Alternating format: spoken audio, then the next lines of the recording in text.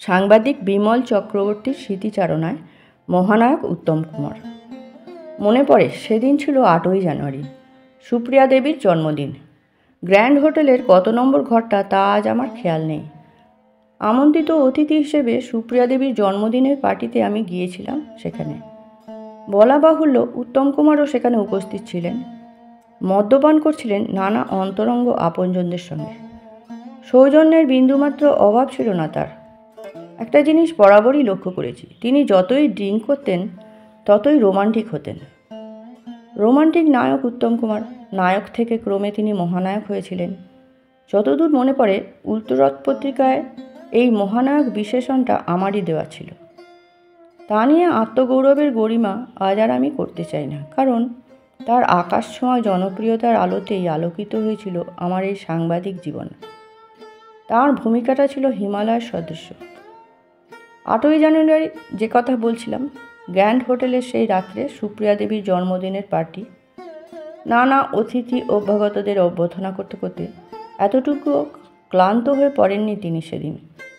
কথা নেই বার্তা নেই, হঠাৎ রাত 1টায় সুবিখ্যাত প্রযোজক পরিবেশক প্রয়াত হেমেন গাঙ্গুলি এসে ঢুকে পড়লেন ওই ঘরে। রবাহুতভাবেই আমি এসেছি। হাতে তার একটা শ্যাম্পেনের বোতল। ক্লান্ত হয়ে পড়া উচিত ছিল উত্তম কুমারের সেই রাত্রে, কিন্তু তিনি ক্লান্ত হননি।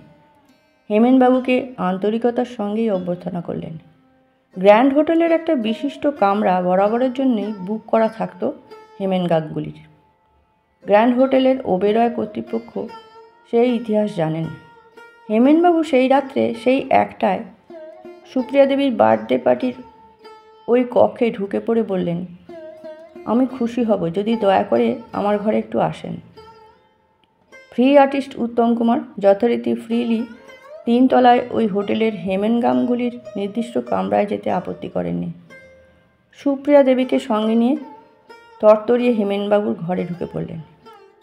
মনে পড়ে রাত 1টা, গ্র্যান্ড হোটেলের হেমেনবাবুর ঘরের দেওয়ালে টাঙানো নানা নিউ ইয়ার গ্রিটিংস কার্ড, যার সংখ্যা প্রচুর।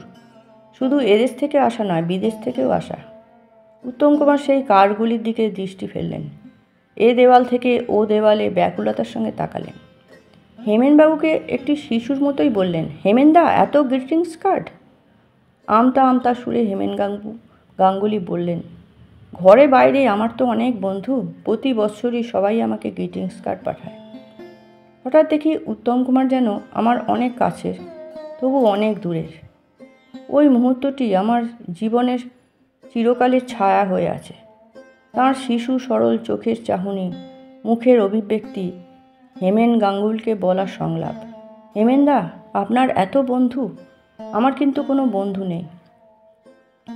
কানন্দি আপনি তাঁর মহাপ্রস্থানের পর যে উক্তি সর্বসাধারণের সামনে পেশ করেছিলেন, আপনি নিজেও জানেন না সেটা কত বড় মর্মান্তিক সত্য কথা। বড় নিঃসঙ্গ মনের মানুষ ছিলেন মহানায়ক উত্তম কুমার। বাড়ি গাড়ি নারী নাম ডাক যশ অর্থ প্রভাব প্রতিপত্তি কোনো কিছুরই অভাব ছিল না তার। তবুও নিঃসঙ্গতার মধ্য দিয়েই তার চিরটা জীবন কেটে গেছে। 3রা সেপ্টেম্বর, সনটা ঠিক মনে নেই, উত্তম কুমারের জন্মদিন। সেখানেই আমি উপস্থিত ছিলাম সেদিনও।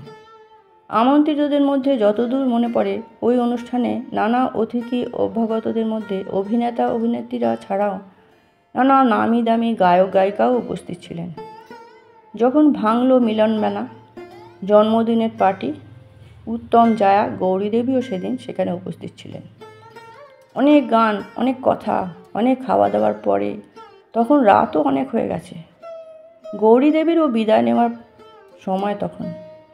ময়রা স্ট্রিট থেকে অতিথি অভ্যাগতরাও সবাই একে একে চলে যাচ্ছেন।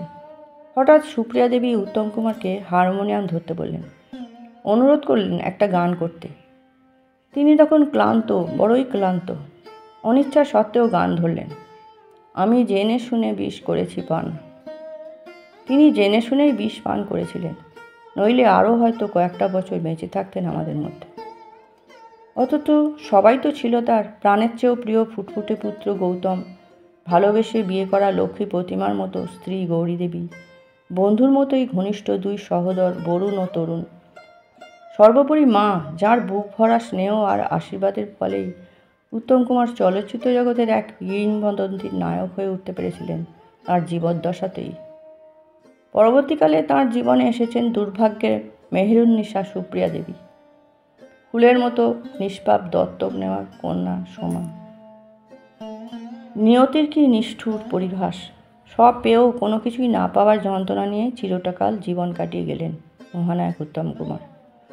অশুভ সেই 24শে জুলাই সকালে মহারাষ্ট্রের থেকে বেলভিউ নার্সিংহোমে যাওয়ার সময় নিজের বুকে হাত দিয়ে সোমাকে শেষ কথা বলে গিয়েছিলেন, তোর মায়ের সঙ্গে আর দেখা হবে না কিনা জানি না, পৃথিবীটা বড় নিষ্ঠুর।